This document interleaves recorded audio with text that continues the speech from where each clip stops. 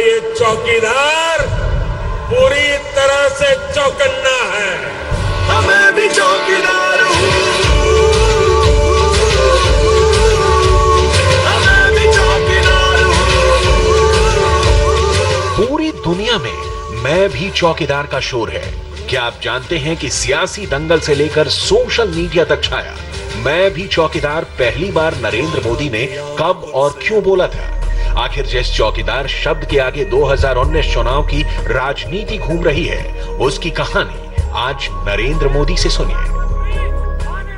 करोड़ों लोग आज मुझे सुन रहे हैं।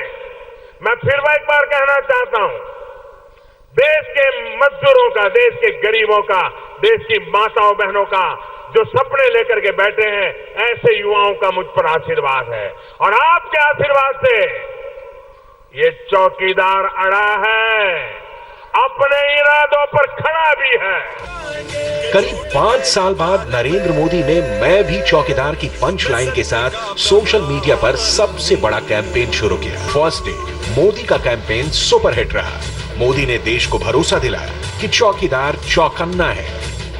ये जो लूट खसोट, बेनामी प्रॉपर्टी और बिचौलियों की संस्कृति और बिहार और देश की राजनीति में दशकों से सामान्य हो चुकी थी, इसको बंद करने की हमने हिम्मत दिखाई। गरीब और मध्यम वर्ग के हक और पसीने की कमाई पर जो अपनी दुकानें चला रहे थे, वो अब चौकीदार से परेशान है। और इसलिए चौकीदार को गाली देने की कंपटीशन चल रही है। आप आश्वस्त रहिए, आपका ये चौकीदार पूरी तरह से चौकन्ना है। एक ऐसी घटना नरेंद्र मोदी की जिंदगी में घटी जिसे वो कभी नहीं भूलते। बात उस वक्त की है जब मोदी का पता दिल्ली के अशोक रोड का एक सरकारी क्वार्टर था और वो भारतीय जनता पार्टी में महासचिव संगठन के तौर पर काम कर रहे थे। उस सुबह मोदी के कमरे में खुफिया कैमरे के साथ एक रिपोर्टर पहुंचा। उसके बाद क्या हुआ, ये कहानी नरेंद्र मोदी से सुनिए। बहुत साल पहले की बात है। एक प्रसिद्ध अखबार के सीनियर एडिटर, सुबह 7:30 बजे उनका फोन आया। मैं दिल्ली में रहता था, पार्टी का महासचिव था। उन्होंने फोन किया कि मोदी जी मैं आपसे मिलना चाहता हूँ। तो मैंने कहा 10:30-11 बजे आ जाइए, मैं 11 शुगर रोड पे हूँ। नहीं बोले, मैं अभी आपके घर के दरवाजे बाहर खड़ा हूँ, अगर आप कहें तो। मैंने कहा आ जाइए भाई। तो मैंने दरवाजा खोला, अंदर ले आया। तो मैं वो भगवे कलर की लुंगी पहनता हूँ, तो मैं अपना, और मैं वो कंबल पे सोता था पहले, तो कंबल पे बैठा था। अखबार पढ़े थे, कुछ किताबें पढ़ी थी, और एक तांबे के लोटे में पानी भरा पड़ा था, और एक प्लास्टिक की कुर्सी थी। मैंने उनको बिठाया, एक कमरे में रहता था। एक रूलिंग पार्टी का महासचिव था मैं। इतने बड़े देश की रूलिंग पार्टी का मैं ऑर्गेनाइजिंग महासचिव था। मैं ऐसे रहता था। उनको बिठाया, फिर मैं उनको पूछा क्या काम था, तो बहुत परेशान था। मैंने कहा क्या काम तो बताइए ना, आप सुबह सुबह आए तो कुछ तकलीफ होगी आपको? नहीं कुछ काम नहीं था, ऐसे ही आया था। मैं कहा नहीं भाई, कोई पत्रकार सुबह उठ करके आ जाए ये संभव ही नहीं है, कुछ तो होगा। तो कहा नहीं भाई, मैंने कहा नहीं यार, तुम आज बता दो। तो बोले ऐसा है कि हमारे मैगजीन ने तय किया है कि जो आरएसएस बैकग्राउंड के लोग, प्रचारक राजनीति में आए हैं, उनकी जीवन शैली बदल गई है, तो उस पर हम एक स्टोरी करना चाहते हैं, और उसमें आपका भी नाम है कि आपकी जीवन शैली बदल गई है। मैंने कहा जो देखा, तो बोले ये देख करके मैं परेशान हूं कि मैं स्टोरी क्या करूं। बोले हम लोग तो सुनते थे, बोले ऐसा है ही नहीं, स्टोरी को छापो। देश का दुर्भाग्य है उस मैगजीन ने उस स्टोरी को किल कर दिया। देखो माना दोस्तों, माना कि अंधेरा घना है, माना रात अंधेरी है, अंधेरा घना है, लेकिन यारों, दिया जलाना कहां मना है। आओ दोस्तों दिया जलाएं, आओ दोस्तों दिया जलाएं। जिस घर में रोशनी नहीं है वहां रोशनी पहुंचाएं। कई कविताएं और किताबें लिख चुके हैं नरेंद्र मोदी, लेकिन उन कविताओं को याद रखना प्रधानमंत्री के लिए सबसे मुश्किल काम है। वो अपनी लिखी हुई कविताएं याद नहीं रख पाते, कई बार याद करने की कोशिशें की, लेकिन जब जब सुनाने का मौका आता है तो वो एक लाइन से ज्यादा नहीं सुना पाते। ऐसा क्यों होता है मोदी के साथ? उनसे सुनिए। मेरा एक प्रॉब्लम है दोस्तों कि मुझे कविता याद नहीं रहती। कभी कभी एक आध फैकल्टी है ना जो थोड़ी डिरेल हो जाती है। मेरी एक फैकल्टी डिरेल है और पता नहीं कई वर्षों से, जैसे ये लोग शेर शायरी बोल लेते हैं, मैं नहीं बोल सकता, मुझे याद आएगा ही नहीं। बोलते बोलते हुए निकलता है, उसको अगर दुनिया कविता कह दे तो कह दे, लेकिन मैं कविता सोच करके बोल नहीं सकता।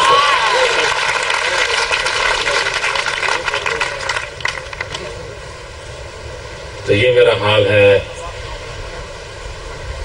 और मुझे ये कठिनाई हर बार। मैं कभी सोचता था कि मैं एक छोटी डायरी रखूं जिसमें कविताएं लिख के रखूं। फिर मैं डिजिटल दुनिया में चला गया कई वर्षों पहले, तो लगता था कि मैं डिजिटल में सब रखा, जब ऐसे कोई पूछे तो फटाक कर से पढ़ लेगा, लेकिन मन नहीं करता यार। तो इसके लिए क्षमा करें दोस्तों, लेकिन मैं कोशिश करूंगा। काफी मेरी हार्ड डिस्क भरी पड़ी है गुजरात में, तो अभी तो मैंने पूरा हार्ड डिस्क जो मेरा है वो गुजरात के लिए वैकेट रखना ही तय किया है कि उसमें कोई और चीज भरना ही नहीं। मैं तो पेन ड्राइव से मुझे कोई प्रॉब्लम नहीं है, लेकिन मेरा पेन ड्राइव कहीं और लग जाए तो मेरे को सोता है। कुछ इस तरह ही मोदी रास्तों को याद नहीं रख पाते, जिस रास्ते से कई बार भी गुजरे हो, लेकिन अगर उस रास्ते के बारे में उनसे पूछा जाए तो उसके बारे में बता नहीं पाते। रास्ता भूलने से जुड़े कई वाक्य उनके करीबी भी सुनाते हैं। नरेंद्र मोदी अच्छे वक्ता हैं, लाखों की भीड़ में अपने शब्दों से सम्मोहित करने की ताकत रखते हैं। लेकिन क्या आप जानते हैं कि नरेंद्र मोदी ने एक बार क्यों कहा था कि कल सभी अखबार छापेंगे कि मोदी की बोलती बंद हो गई? यह वाकया कई साल पुराना है। तब नरेंद्र मोदी देश के प्रधानमंत्री नहीं बल्कि गुजरात के मुख्यमंत्री थे। एक समारोह में नरेंद्र मोदी ने माइक हाथ में थामा और बोलना शुरू किया। तभी कुछ ऐसा हुआ कि सभी चौंक गए। सूरत को एक ट्रीटमेंट, नवसारी को दूसरी ट्रीटमेंट, क्यों ना सूरत और नवसारी एक ट्विन सिटी के रूप में डेवलप किया जाए। भरूच को एक ट्रीटमेंट, अंकलेश्वर को दूसरी ट्रीटमेंट, क्यों ना भरूच अंकलेश्वर ट्विन सिटी के रूप में डेवलप किया जाए। बड़ौदा को एक सुविधा, हालोल कालोल को दूसरी सुविधा, क्यों ना हालोल कालोल बड़ौदा। मैं माइक वाला का आभारी हूं, क्योंकि वैसे इस कार्यक्रम की कोई खबर नहीं आती, लेकिन अब कल जरूर खबर आएगी।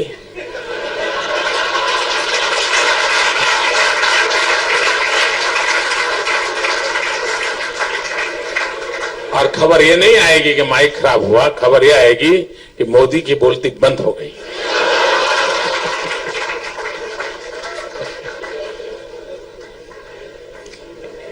इससे भी गुजारा करना होता है, तो दुखी होकर के क्यों जिए, उसका भी मजा लेना चाहिए। सुबह उठते ही अखबार पढ़ने की आदत ज्यादातर लोगों की होती है, लेकिन आप ये जानकर चौंक जाएंगे कि नरेंद्र मोदी अखबारों से दूरी बनाकर रखते हैं। नरेंद्र मोदी अखबार नहीं पढ़ते और उनके आनंद से जीने की जड़ी बूटी यही है।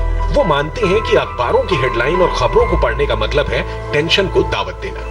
आप अखबार पढ़ेंगे तो आपके दिमाग में सवाल उठेगा और जब सवाल उठेंगे तो आप जवाब देंगे। यही जवाब कब टेंशन में तब्दील हो जाता है पता ही नहीं चलता। बीजेपी चाहिए कंसिस्टेंट विजन। ज्यादातर क्या होता है हमारे देश में, मीडिया ड्रिवन सोसाइटी हो गई है और उसके कारण जो चीजें मीडिया में उछल जाती हैं वो उस दिन का एजेंडा बन जाता है और फायर फाइटर के लिए पूरी सिस्टम उसी को डील करने जाती है। और उसके कारण एक कंसिस्टेंसी भी नहीं रहती और जो विजन है उसको फुलफिल नहीं कर सकते। मैंने इस बात का बहुत ध्यान रखा है कि इस प्रकार के तूफानों में कभी फंसना ही नहीं, चलते रहे तूफान, क्या है, इतनी बड़ी दुनिया है तो चलता रहेगा। मुझे जिस दिशा में इस राज्य को ले जाना, मैं जरा भी अपने गोल से इधर उधर नहीं होता। क्या आप यकीन करेंगे कि आज बेहद गंभीर दिखने वाले नरेंद्र मोदी बचपन में बहुत शरारती थे। इतने शरारती कि किसी मैरिज पार्टी में मोदी अपनी टोली के साथ पहुंचते तो शहनाई बजाने वालों की खटिया खड़ी हो जाती। आखिर ऐसा क्या करते थे मोदी, ये उनकी जुबानी सुनिए। शादी जहाँ होती है ना तो बाहर शहनाई बजाने वाले बैठते हैं। शादी के जब होता है तो किसी के यहाँ शादी ऐसी होती है और शहनाई वाले बजाते, तो हम 2-3 दोस्त थोड़े शरारती थे, तो हम क्या करते थे, वो शहनाई बजाता है तो हम इमली लेकर के वहां जाते थे और वो जब बजाते थे तो इमली दिखाते थे। पता है इमली दिखाने से क्या होता है? क्या होता है? आप मन में कल्पना कीजिए इमली की, क्या होता है? मुंह में पानी आता है ना, तो बजा नहीं पाता था।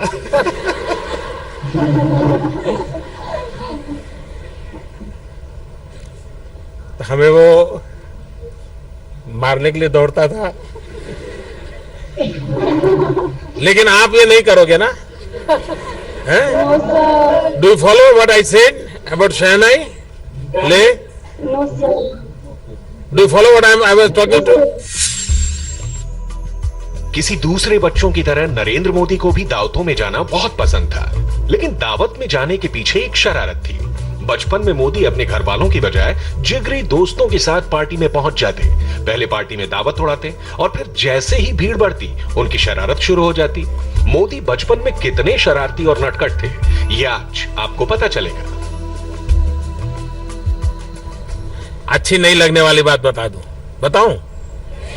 लेकिन आप प्रॉमिस करिए आप लोग नहीं करेंगे, पक्का? पक्का? हम किसी की शादी होती थी तो चले जाते थे और लोग शादी में खड़े होते हैं तो कोई भी 2 लोग खड़े हैं, कोई लेडी एंड जेंट्स, तो उनके पीछे कपड़े पकड़ के स्टेपलर लगा देते थे।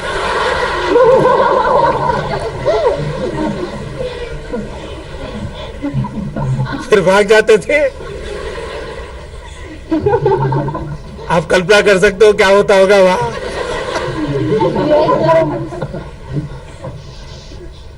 लेकिन आपने मुझे प्रॉमिस किया है आप लोग कोई करेंगे नहीं ऐसा, हाँ? प्रॉमिस। क्या आप जानते हैं कि इलेक्शन की काउंटिंग देखो मोदी क्या करते हैं? देश की आम पब्लिक हो या नेता, वो चुनावी नतीजे जानने के लिए न्यूज चैनलों पर टकटकी लगाकर बैठे रहते हैं, रुझानों में उलझे रहते हैं। लेकिन मोदी ऐसा नहीं करते। मोदी का हर काम चौंकाने वाला होता है। ठीक ऐसे ही काउंटिंग के दिन उनका रूटीन अनोखा है। वो ना अखबार पढ़ते हैं और न टीवी देखते हैं। सुबह उठने के बाद रोजमर्रा का काम करने के बाद सबसे पहले अपनी मां और फिर केशुभाई पटेल से मिलकर उनका आशीर्वाद लेते हैं। आशीर्वाद लेने का यह सिलसिला 2002, 2007 और 2013 के गुजरात विधानसभा चुनाव और 2014 के आम चुनावों तक जारी है। अब दूसरी बात है, चुनाव में हार जीत से जीवन के मूल्यांकन नहीं होते, क्योंकि चुनाव हार जाने से जिंदगी थोड़ी हारी जाती।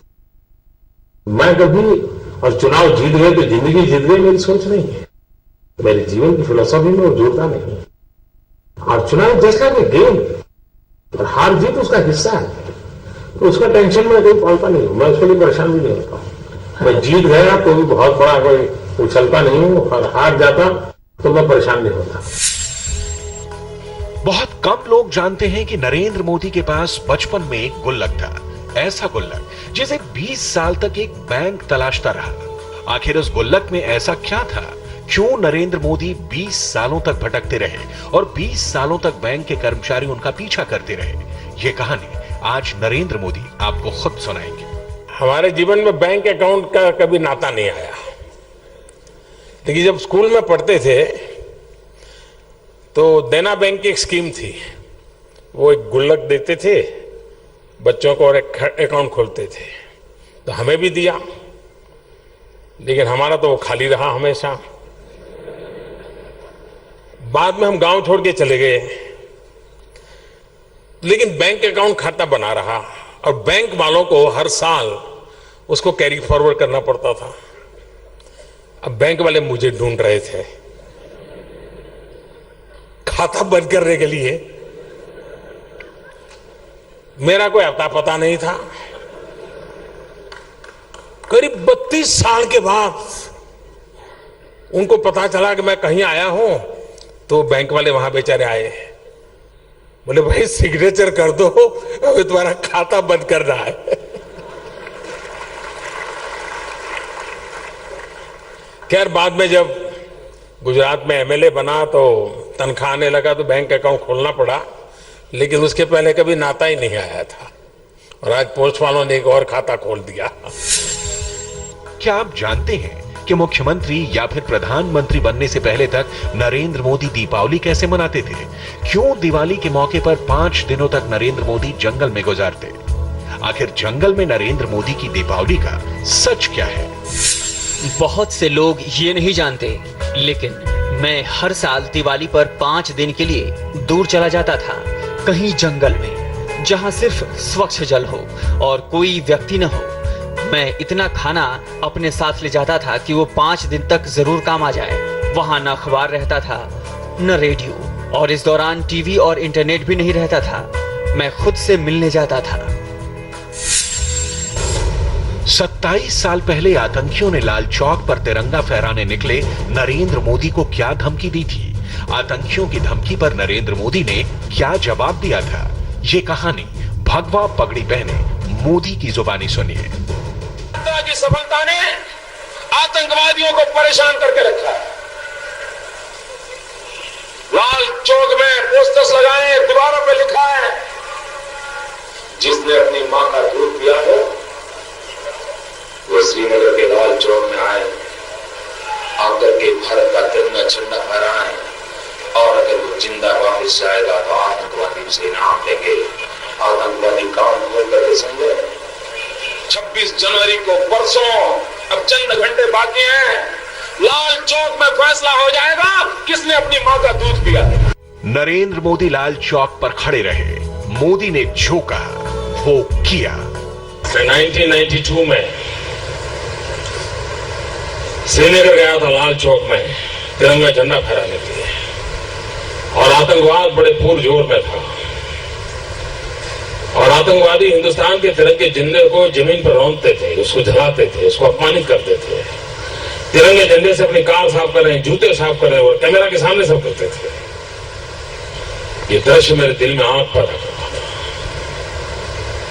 हमने एक यात्रा निकाली थी कन्याकुमारी से, तिरंगा झंडा लेकर के चल पड़े थे, और तय किया था कि हम श्रीनगर के लाल चौक में जाकर के तिरंगे का झंडा फहराएंगे। तो आतंकवादियों की इस जगह पे जाके तिरंगा झंडा फहराने का सोचना, क्या लगता है? मित्रों, हम निकले तो श्रीनगर के अंदर आतंकवादियों ने पोस्टर्स लगाए थे, दीवारों पर लिखा था कि हम देखते हैं कि किसने अपनी मां का दूध पिया है, कि जो श्रीनगर के लाल चौक में झंडा फहरा करके वापस जाए। जब मैं अपनी यात्रा कन्याकुमारी से लेकर के चलते चलते हैदराबाद पहुंचा तो मुझे वहां से वो पोस्टर वगैरह के फोटो ये सब मेरे पास आया, और मैंने हैदराबाद से अपनी स्पीच बदल दी। मेरे अपने भाषण का रंग रूप बदल गया, मेरा भीतर से आवाज उठती है। मैंने कहा मुझे आतंकवादियों ने मुझको ललकारा है, और आतंकवादियों ने कहा कि किसने अपनी मां का दूध पिया है, जो 26 जनवरी को श्रीनगर के लाल चौक में आकर के तिरंगे का झंडा फहराए। और तब जाकर के मैंने कहा था कि मैं 26 जनवरी को सुबह ठीक 11 बजे श्रीनगर के लाल चौक पहुंचूंगा। मैं बुलेट प्रूफ जैकेट पहन करके नहीं आऊंगा, मैं बुलेट प्रूफ गाड़ी में नहीं आऊंगा, हाथ में सिर्फ तिरंगा झंडा लेकर के आऊंगा। और फैसला 26 जनवरी को श्रीनगर के लाल चौक में होगा किसने अपनी मां का दूध पिया।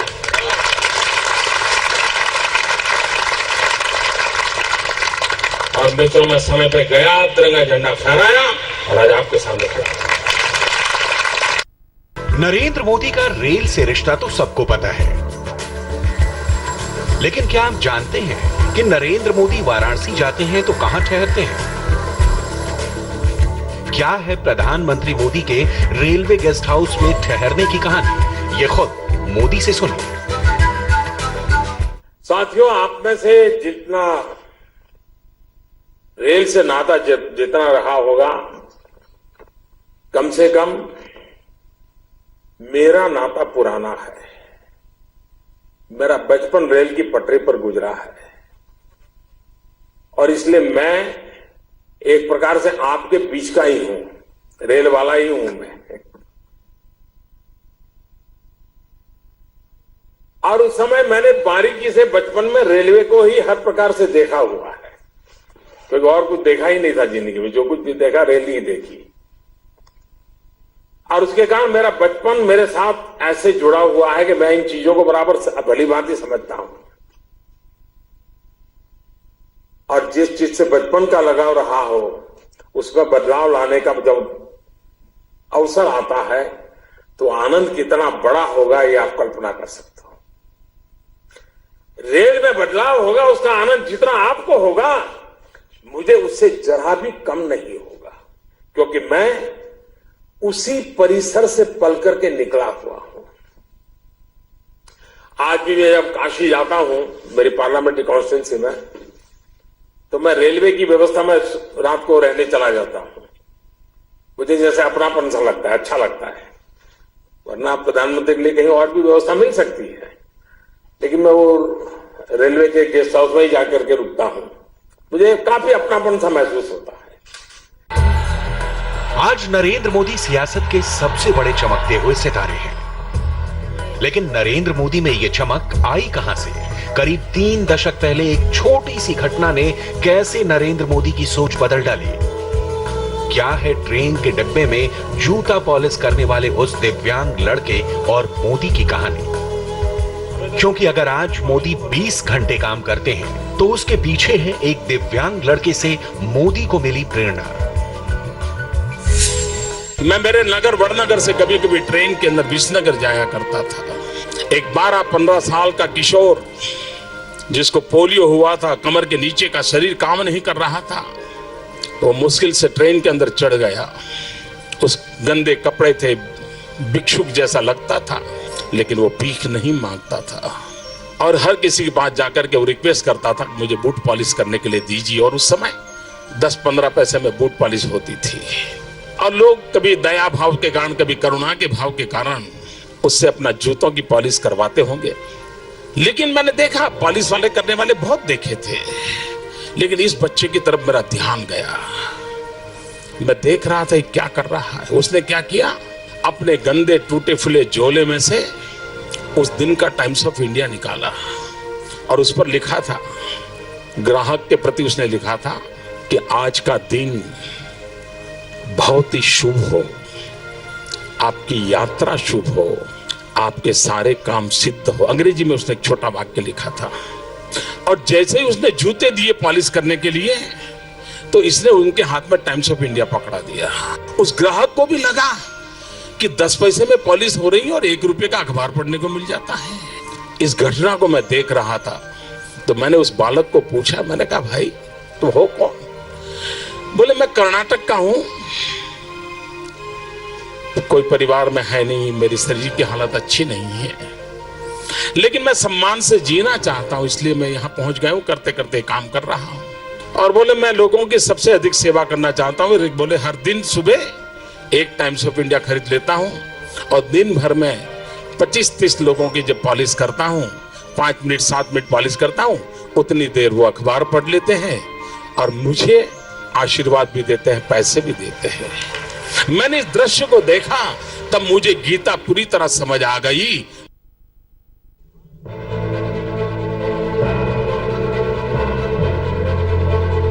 अक्टूबर 2001 में नरेंद्र मोदी गुजरात के मुख्यमंत्री बने, लेकिन नरेंद्र मोदी की अफसरों के साथ पहली मीटिंग में ऐसा क्या हुआ था कि 48 घंटे तक वो बेचैन रहे? 2 दिनों तक रात को सोए तक नहीं। मोदी की नींद उड़ाने वाली उस पहली सरकारी मीटिंग की कहानी क्या है?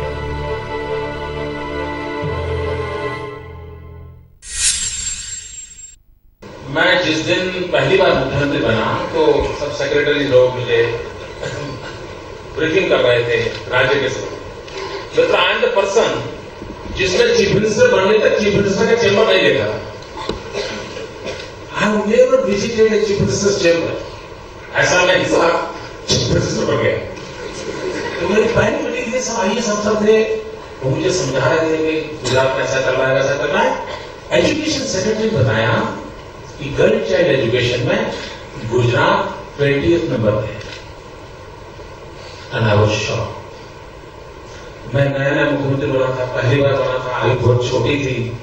आप कल्पना कर सकते क्या मिजाज होगा। अखबार में तस्वीर छप रही थी, टीवी में दिख रहा था, आनंद का माहौल था।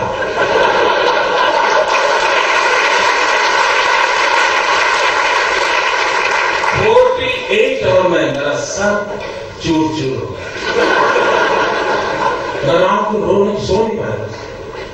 मेरे जैसे गुजरात में गर्ल चाइल्ड एजुकेशन में 20 नंबर, मतलब मेरी जिंदगी का सबसे दुख का दिन था। मुझे मुख्यमंत्री में आनंद नहीं आया और उस दिन मैंने ठान लिया मैं कुछ करूंगा।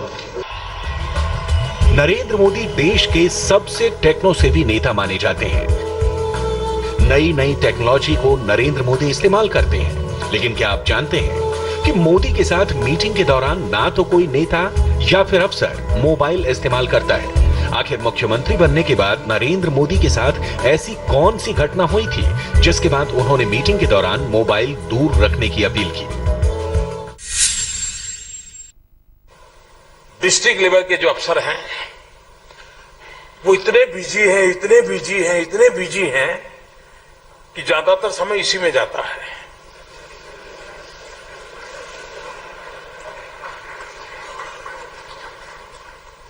मैंने आजकल मेरी मीटिंग में सबको इसको एंट्री बंद कर दी है, वरना 4 मीटिंग को निकाल करके शुरू हो जाता है। जो ताकत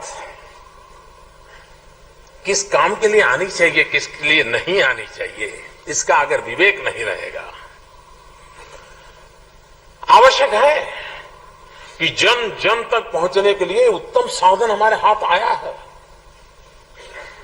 ई गवर्नेंस से एम गवर्नेंस की ओर दुनिया चल पड़ी है। मोबाइल गवर्नेंस से ये समय का सत्य है, हम इससे दूर नहीं रह सकते। लेकिन वो जन आवश्यकताओं की पूर्ति के लिए हो, जन सुविधाओं की पूर्ति के लिए हो। कभी 16 घंटे तो कभी 20 घंटे बिना किसी एक छुट्टी के बीते 18 सालों से नरेंद्र मोदी काम कर रहे हैं। लेकिन मोदी ऐसा कैसे कर पाते हैं, ये सच आज खुद मोदी से सुनिए। मेरी नींद बहुत कम है। मेरे डॉक्टर मित्र जितने हैं वो इस बात को लेकर के मुझे लगातार सलाह देते रहते हैं कि मुझे अपनी नींद बढ़ानी चाहिए, मुझे मिनिमम 5 घंटे 6 घंटे सोना चाहिए। मेरे हेल्थ के लिए भी मुझे बताया जा रहा है, लेकिन मैं ऐसा वर्कहोलिक बन गया हूँ और कई सालों से मेरी आदत हो गई है। मैं मुश्किल से 3.5-4 घंटे सोता हूँ, लेकिन वो मेरी बहुत साउंड स्लीप होती है।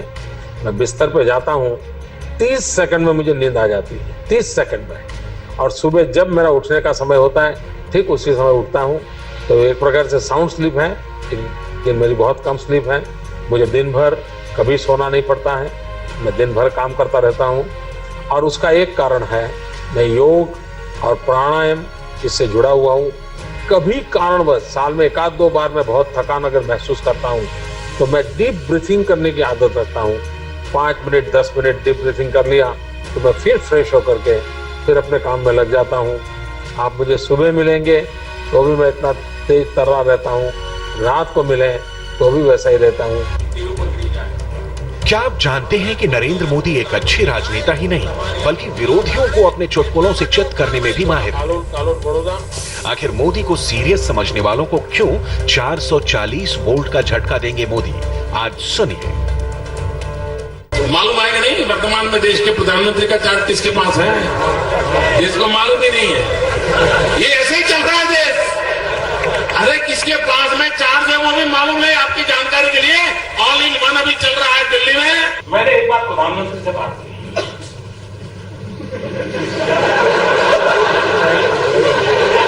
मैंने कहा है, प्रधानमंत्री ने मेरे से बात की कि एक मंत्री जी ने ड्राइवर से कहा, आज कार मैं चलाऊंगा। तो ड्राइवर ने कहा, सर मैं उतर जाऊंगा, क्योंकि ये कार है, सरकार नहीं जो कोई भी चला ले। एयरपोर्ट पर क्यों नरेंद्र मोदी अपने साथ नेताओं को आरती न उतरवाने की सलाह देते हैं? वो कौन सी एक घटना है जिसके बाद मोदी ने वीवीआईपी कल्चर को खत्म करने की कसम खाई थी? मैं एक घटना सुनाता हूं आपको। मैं पार्टी का काम करता था, तो पूरे देश में मैं भ्रमण करता था, लगातार दौरा रहता था। एक बार हमारे एक सीनियर नेता भी मेरे साथ थे। अब हमारे देश में कुछ एयरपोर्ट ऐसे हैं जहां पर सिक्योरिटी की वजह से डबल चेक होता है। श्रीनगर है, किसी जमाने में गुवाहाटी हुआ करता था, आजकल है कि नहीं मुझे मालूम नहीं है। तो मेरे साथ जो हमारे सीनियर लीडर थे, अब वो बड़े थे, जाने माना चेहरा था, लेकिन अब जो जवान वहां खड़ा था एयरपोर्ट पे, वो उनको पहचान नहीं पाया। तो उसने उसको रोका, रोक करके उनका जैसा उनका ड्रिल होती है, वो ड्रिल के अनुसार चेक करने लगा। जैसे वो चेक करता था, इनका पारा गर्म हो रहा था। अंदर सीट पर बैठने के बाद भी वो पारा कम नहीं हुआ। मेरे से भी बात नहीं कर रहे थे। मैं देख रहा था क्या साइकोलॉजी है इनकी। जब अगले जगह पे हमको आ जाना था, तो मैंने कहा आप आगे मत जाइए, मेरे पीछे चलिए, पहले मैं चेकिंग करवाता हूं।